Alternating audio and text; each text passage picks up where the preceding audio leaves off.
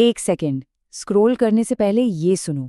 अपने हाथ में जो 10 रुपए वाला हल्दीराम का भुजिया पैकेट है, उसकी असली कीमत पता है? सोचो, 100 करोड़, 1000 करोड़? नहीं, उसकी कीमत है 85,000 करोड़। हाँ, फिर से सुनो, 85,000 करोड़। ये मजाक नहीं है, ये वो रकम है जिसके लिए दुनिया के सबसे बड़े इन्वेस्टर्स लाइन में खड़े हैं। आज उस पैकेट के अंदर छुपे तूफान की वो कहानी जो कोई नहीं बता रहा, क्योंकि ये सिर्फ नमकीन की नहीं, ये अपने पैसे की कहानी है। 85,000 करोड़ रुपए, ये आंकड़ा इसे अपने जहन में कैद कर लीजिए। ये देश के कई बड़े शहरों के साल भर के बजट से भी ज्यादा है। ये इतना पैसा है कि इससे देश की किस्मत खरीदी या बेची जा सकती है। ये वैल्यूएशन है, एक कीमत जो इस आम सी दिखने वाली भुजिया पर लगी है। लेकिन ये कीमत सिर्फ बिजनेस की नहीं है, ये कीमत है 80 साल पुरानी एक जंग की, एक खानदान के टूटे सपनों की और उस भविष्य की जिस पे दांव पर लगा है अपना विश्वास। ये नंबर नहीं, ये आग है। तो आग लगाई किसने? देखो, एक तरफ है पेप्सिको, अमेरिका का शहंशाह, लेस चिप्स वाला, और दूसरी तरफ है अपना हल्दीराम, हर गली हर नुक्कड़ की दुकान की शान। लड़ाई सिंपल है, विदेशी आलू चिप्स वर्सेस देसी बेसन की भुजिया। मगर इस लड़ाई में अपने देसी शेर ने विदेशी चीते को ऐसी मात दी है कि अब वो चीता उस शेर को खरीदने के लिए अपनी पूरी तिजोरी खोलकर बैठा है। सवाल ये है कि असली बादशाह कौन है, जो दुनिया पे राज करता है या जो हर हिंदुस्तानी के दिल पे राज करता है? हमें और आपको क्या लगता है, ये एक सक्सेस स्टोरी है? बिल्कुल गलत। ये एक परिवार के टूटने की, बिखरने की और एक दूसरे को बर्बाद करने की सबसे दर्दनाक कहानी है। जब वो भुजिया का पैकेट फटता है ना, तो उसके अंदर छुपे 80 साल पुराने जख्म भी खुलते हैं। ये भाई की भाई के खिलाफ जंग है, चाचा की भतीजे के खिलाफ। एक ही खून, एक ही नाम, पर मंजिल थी एक दूसरे की बर्बादी। ये कहानी है लालच की, गुस्से की और उस धोखे की जो सिर्फ पैसा दे सकता है। स्पीड में समझो, 1937 बीकानेर, एक छोटी सी दुकान, सब ठीक था। 1974 परिवार में आग लगी और 3 हिस्सों में बंट गया, दिल्ली, नागपुर, कोलकाता। फिर शुरू हुआ असली महाभारत। 50 साल तक कोर्ट में केस। दिल्ली वाला ब्रांड नागपुर में नहीं बेच सकता, नागपुर वाला दिल्ली में नहीं आ सकता, कोलकाता वाला अलग ही गेम में था। एक ही नाम के 3 मालिक और तीनों एक दूसरे के जान के दुश्मन। जमीन के झगड़े सुने होंगे, ये ब्रांड नेम के लिए लड़ाई थी जो पीढ़ियों तक चली। और फिर 2023 जब विदेशी पैसा दरवाजे पर आया तो दुश्मनों ने हाथ मिला लिए। अरबों डॉलर के लिए एक सुलह हुई। लेकिन ये सुलह है या अगले तूफान से पहले की शांति? 50 साल, जरा सोचिए इसके बारे में। एक आदमी की पूरी जिंदगी निकल जाती है, 2 पीढ़ियां इस नफरत की आग में जल गई। क्या उनके बच्चे एक दूसरे की शादी में जाते होंगे? क्या दिवाली पर एक दूसरे के घर मिठाई जाती होगी? नहीं, सिर्फ कोर्ट के नोटिस जाते थे, सिर्फ वकीलों के फोन आते थे। ये बिजनेस का झगड़ा नहीं था, ये दिल में बसे जख्मों का झगड़ा था, जो पैसे की गर्मी से हर साल और गहरा होता गया। और इस सबके बीच हम और आप उनकी बनाई नमकीन खा रहे थे। तो सुलह कैसे हुई? सिंपल, पैसे से। दिल्ली और नागपुर के दुश्मन परिवार एक टेबल पर आए, एक नई कंपनी बनाई, Haldiram snacks food private limited यानी HSPL। पावर शेयर हुआ, बड़ी दिल्ली फैमिली को मिला 56% कंट्रोल और नागपुर फैमिली को मिला 44%। Deal done. क्यों? क्योंकि उन्हें कंपनी का IPO लाना है और स्टॉक मार्केट से 50-60 हजार करोड़ रुपए उठाने हैं। दिल नहीं मिले हैं, सिर्फ मजबूरी में हाथ मिलाए गए हैं। और याद रखिए, कोलकाता वाला भाई अभी भी इस डील से बाहर है। खेल अभी खत्म नहीं हुआ है। परिवार की ये जंग तो सिर्फ एक पर्दा है, एक धुआं है जो असली आग को छुपाने के लिए फैलाया गया है। असली खेल तो नंबरों का है, और अब उस राज पर से पर्दा उठेगा जो होश उड़ा देगा। ये वो सच है जिसे जानने के बाद वो 10 रुपए का पैकेट कभी पहले जैसा नहीं लगेगा। तैयार हो जाइए, क्योंकि अब हल्दीराम के असली साम्राज्य की दीवारों के अंदर झांकने का वक्त आ गया है।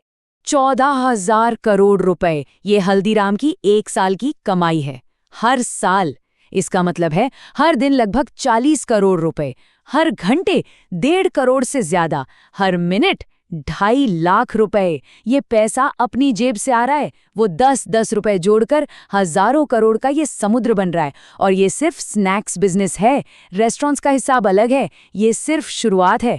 अब इसको आम भाषा में समझो। पूरे हिंदुस्तान में जितने डोमिनोज के पिज्जा बिकते हैं और जितने मैकडॉनल्ड्स के बर्गर बिकते हैं, उन दोनों कंपनीज की कमाई को मिला भी दो ना, तो भी अपना हल्दीराम अकेले भुजिया, समोसे और मिठाई बेचकर उनसे ज्यादा कमाता है। सोचो, एक तरफ विदेशी लाइफस्टाइल, ब्रांडिंग, मार्केटिंग का तूफान, दूसरी तरफ चुपचाप हर घर में अपनी जगह बनाता हुआ देसी स्वाद। अब बताओ, इंडिया का असली स्नैक किंग कौन है? बर्गर, पिज्जा या भुजिया समोसा? उनकी असली ताकत क्या है? पैसा? फैक्ट्रीज? नहीं, उनकी असली ताकत है एक गुप्त हथियार, जिसे बिजनेस की दुनिया में कहते हैं टेस्ट मोट। स्वाद की एक ऐसी खाई, एक ऐसा किला जिसे आज तक कोई पार नहीं कर पाया। पेप्सिको ने अरबों रुपए रिसर्च में फूंक दिए, दुनिया के बेस्ट शेफ्स को काम पर लगाया, लेकिन वो हल्दीराम के आलू भुजिया जैसा स्वाद नहीं बना पाए। ये सिर्फ मसाला नहीं है, ये एक कोड है, एक सीक्रेट है जो उस परिवार की रगों में बहता है, और यही उनका सबसे बड़ा रक्षा कवच है। और ये किला सिर्फ स्वाद पर नहीं, 4 और मजबूत स्तंभों पर खड़ा है। Number 1, supply chain king. मोठ दाल कहाँ से आएगी, बेसन कहाँ से आएगा, मसाला कहाँ पिसेगा, सब इनके कंट्रोल में। Number 2, automation. इनकी फैक्ट्रीज में इंसानों से ज्यादा जर्मन और जापानीज रोबोट काम करते हैं, 24 घंटे 7 दिन, साफ सुथरा, तेजी से काम। Number 3, export giant. Dubai, London, America, Australia, दुनिया के हर कोने में इनका माल बिकता है। और नंबर 4, रेस्टोरेंट एम्पायर। ये सिर्फ नमकीन कंपनी नहीं, इनके 150 से ज्यादा रेस्टोरेंट्स हैं जो खुद हजारों करोड़ का धंधा करते हैं। ये एक अनबीटेबल फोर्ट्रेस है। अब जब घर में इतना बड़ा खजाना पड़ा हो तो बाहर के डाकुओं की नजर तो पड़ेगी ही ना। अब इस देसी कहानी में एंट्री होती है विदेशी चीलों की। ये लड़ाई अब सिर्फ परिवार की या पेप्सिको की नहीं रही, अब दुनिया के सबसे बड़े प्राइवेट इक्विटी फंड्स, सिंगापुर और आबू धाबी के सरकारी इन्वेस्टमेंट फंड्स, सब इस रेस में कूद पड़े हैं। ये जंग है हिंदुस्तान के पारिवारिक बिजनेस के सबसे कीमती हीरे को हासिल करने की। और इस जंग में नियम, कानून, इमोशन कुछ मायने नहीं रखता, सिर्फ पैसा बोलता है। पेप्सिको ने सालों तक कुरकुरे और लेस से हल्दीराम को मार्केट से हटाने की कोशिश की। जब वो बुरी तरह फेल हो गए तो उनके न्यूयॉर्क के हेड ऑफिस में एक नया प्लान बना। प्लान ए था कंपटीशन, प्लान बी था एक्विजिशन। अगर तुम उन्हें हरा नहीं सकते तो उन्हें खरीद लो। ये सिर्फ एक कहावत नहीं, ये उनकी ऑफिशियल स्ट्रैटेजी बन गई। वो हल्दीराम को खरीदने के लिए किसी भी हद तक जाने को तैयार थे। ये कॉर्पोरेट स्पायोनाज का, एक शिकारी का अपने शिकार पर हमला करने का प्लान था। लेकिन परिवार चाहे आपस में कितने ही झगड़े क्यों ना हों, जब कोई बाहर वाला घर पर कब्जा करने आता है तो खून आखिर खून होता है। उन्होंने एक सुर में अमेरिका के इस कॉर्पोरेट जायंट के मुंह पर दरवाजा बंद कर दिया। जवाब था नहीं, हमारी 80 साल की विरासत, हमारे दादा की मेहनत बिकाऊ नहीं है। ये सिर्फ पैसा नहीं, ये हमारी पहचान है, हमारा सम्मान है। उस एक ना ने दुनिया को दिखा दिया कि इंडियन फैमिली बिजनेस को खरीदना इतना आसान नहीं। फिर आए असली खिलाड़ी, इन्वेस्टर्स। पहले आया ब्लैकस्टोन, दुनिया का सबसे बड़ा फंड। उसने बोला, मैं पैसा लगाऊंगा, कंपनी को निचोड़ूंगा, 3 साल में अपना प्रॉफिट डबल करके निकल जाऊंगा। फैमिली ने बोला, आप निकलो। फिर आया थेमेसिक, सिंगापुर का सरकारी फंड। उसने कहा, हम आपके साथ 5-7 साल रहेंगे, हम पार्टनर बनकर कंपनी को और बड़ा बनाएंगे, हमें जल्दी नहीं है। और डील हो गई। ये लड़ाई थी लालच और पार्टनरशिप के बीच, और इस बार पार्टनरशिप जीत गई। लेकिन अगर लग रहा है कि इन्वेस्टर मिल गया, परिवार एक हो गया, तो कहानी खत्म। तो ये सबसे बड़ी गलती है। असली लड़ाई, सबसे खतरनाक, सबसे रूथलेस लड़ाई तो अब शुरू होगी। आईपीओ यानी स्टॉक मार्केट में एंट्री। ये अंत नहीं है, ये एक नई महाभारत की शुरुआत है। अब लड़ाई ग्लोबल स्टेज पर होगी, जहां हर दिन, हर घंटे कंपनी की कीमत ऊपर नीचे होगी और परिवार पर प्रेशर बढ़ेगा। The real war starts now. और इस नई लड़ाई के लिए उनका प्लान तैयार है, एक मिलिट्री अटैक जैसा 3 point plan. Point number 1, south India पर कब्जा। अभी तक वहां लोकल ब्रांड्स का राज है, हल्दीराम अब वहां डायरेक्ट जंग छेड़ेगा। पॉइंट नंबर 2, हेल्दी स्नैक्स की जंग जीतो। भुजिया के साथ साथ अब मखाना, डाइट चिवड़ा, किनोआ पफ्स, नए जमाने के नए हथियार। और सबसे बड़ा पॉइंट नंबर 3, परिवार को पीछे करो और एक प्रोफेशनल सीईओ को आगे लाओ जो इस देसी कंपनी को एक ग्लोबल मशीन बना दे। और वो सीईओ आ चुका है। नाम है कृष्ण कुमार छुटानी। ये कोई आम मैनेजर नहीं है, ये डाबर जैसी कंपनी के सीईओ रह चुके हैं। इन्हें बिजनेस वर्ल्ड में हायर्ड गन माना जाता है, एक खरीदा हुआ योद्धा, एक एक्सपर्ट जिसे सिर्फ एक काम के लिए लाया गया है, इस पारिवारिक धंधे को एक रूथलेस, प्रोफेशनल, ग्लोबल जीत में बदलना। इसका मतलब साफ है, अब फैसले दिल से नहीं, दिमाग से होंगे, इमोशन साइड में और प्रॉफिट सामने। परिवार का राज अब खत्म हो रहा है। और इस नए सीईओ के नए जंग के मैदान देखिए। फ्रोजन फूड्स, हर घर के फ्रीजर में हल्दीराम के समोसे और पराठे पहुंचाना। Quick commerce, Swiggy, Zomato, Blinkit पर 10 मिनट में आपके घर भुजिया की डिलीवरी। गिफ्टिंग इकोनॉमी, दिवाली पर अब मिठाई नहीं, हल्दीराम के डिजाइनर गिफ्ट हैम्पर चलेंगे। और सबसे बड़ा शिकार, रूरल रश, गांव के अगले 50 करोड़ ग्राहक जिनकी जेब में पैसा आ रहा है। इनकी भूख अब सिर्फ शहरों तक नहीं, पूरे देश पर कब्जा करने की है। लेकिन अब आते हैं सबसे जरूरी सवाल पर।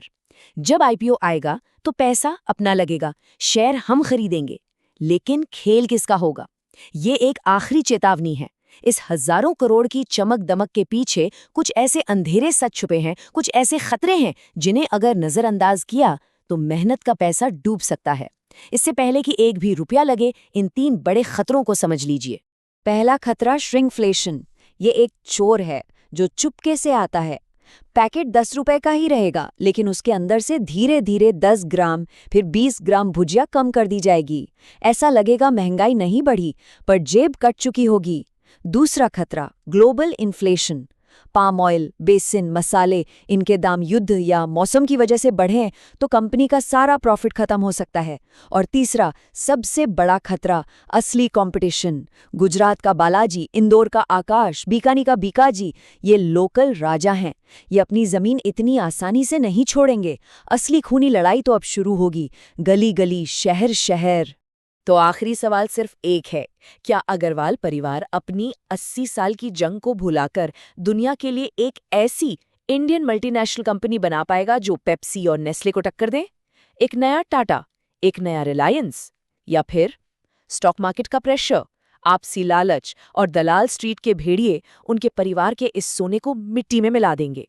फैसला भी बाकी है, और इस खेल में दांव पर सिर्फ उनका बिजनेस नहीं, अपना विश्वास लगा है। सोचिएगा जरूर।